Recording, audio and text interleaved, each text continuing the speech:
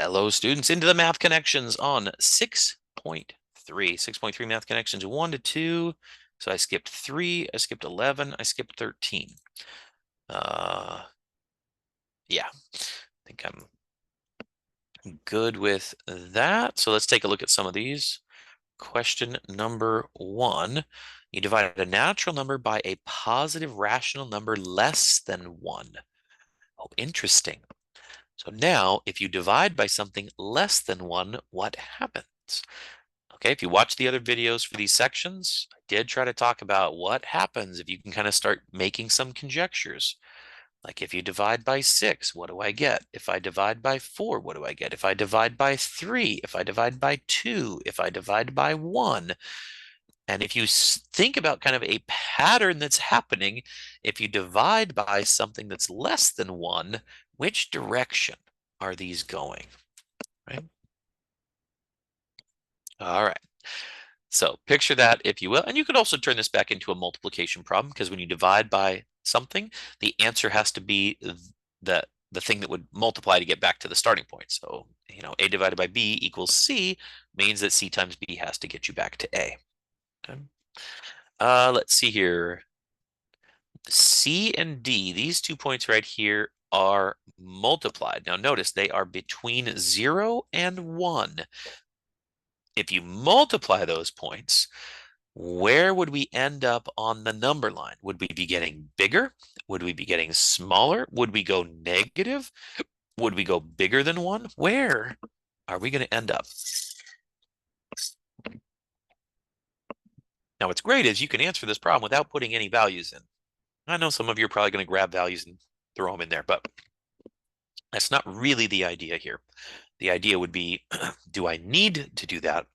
And you don't. This is more of a conceptual question. Let's see here. Bente. Oh, I love Bente. It says, do the problem 12 and 1/4 divided by 3 and 1/4. And he says, got it. So I do 12 divided by 3 and then 1/4 divided by 3/4. So the answer is 4 and 1/3. Looks great. I wonder if it's correct. I wonder if you can do that. Seems really quick. It's so much faster than the ways that Scott was talking about. I wonder. All right, now we get down to Amy. Amy's dividing a number by a half. She says, hey, that's the same as taking half of a number. Is it? Put some example numbers in there. Try it. See if you can get Amy on the right track. So, okay, now we got Danny. Danny says if we have 2/3 times 3/4 times 2/5, we could multiply 3/5 times 2/4. So again, if you take a look at what Danny's doing, Danny is switching around the denominators and saying, I could just switch those around. That makes it a little bit easier for me. Is that correct? Can you just swing the denominators, switch them around, and then simplify? And is that actually okay?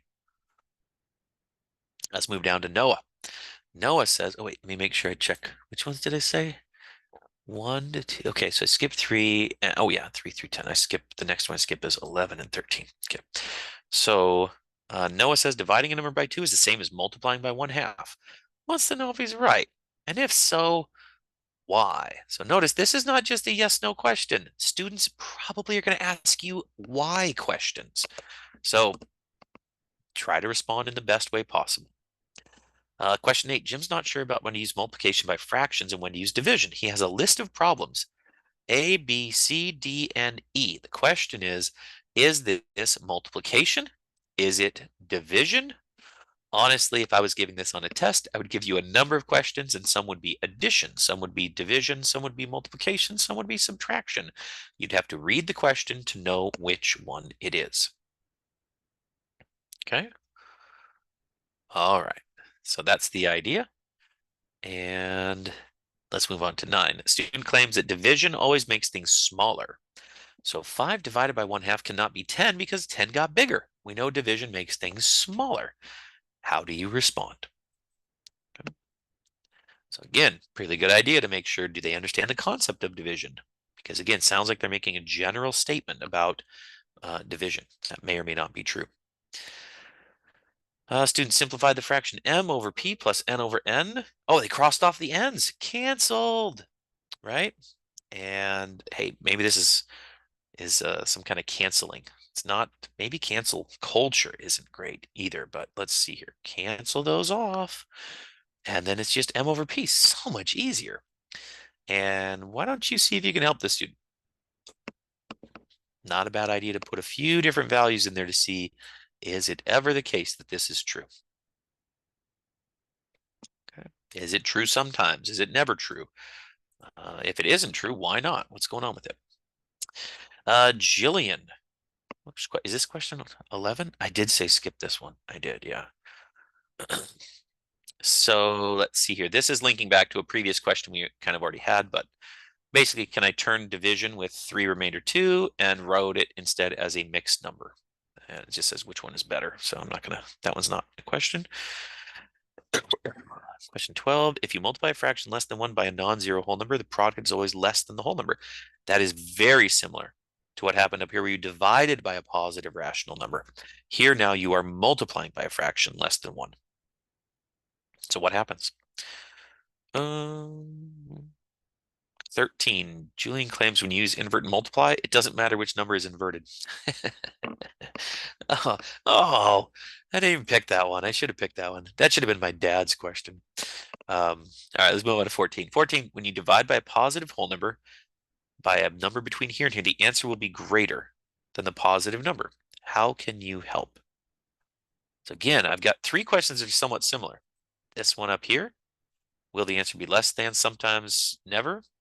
And then we've got another one down here, and we have the multiplication one up here with Joni. So a number of these questions are coming up that are kind of general understanding how fraction multiplication and division works. And let's see here, Anne is calculating this, so she multiplies 3/4 by the 12, then she multiplies 3/4 by 2/5 and adds them together. Boom. Anne is rocking it, but I wonder if it's correct because it feels wrong to just do that, but I don't know. Maybe it is correct. And if it is correct, why is it correct? Anyway, could just be a fluke. Maybe she got it right just because she got lucky. And I think 16 was the last one. Yeah, 16 is the last one. So Sheila says, oh, now Sheila saw what Anne was doing.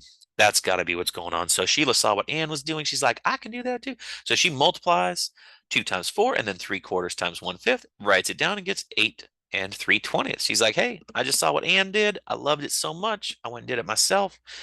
Is Shelley correct? Is Anne correct? Is either one of them correct? It makes you wonder if anything is correct in these.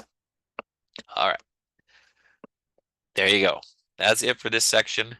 The light is clearly fading. I just, in my computer, all of a sudden, I feel like I'm in a very dark room. So it's only 5 o'clock, but it's pretty dark. So I'm going to call it good for now. Hope you all have a good rest of your day. I'll post these. Off you go.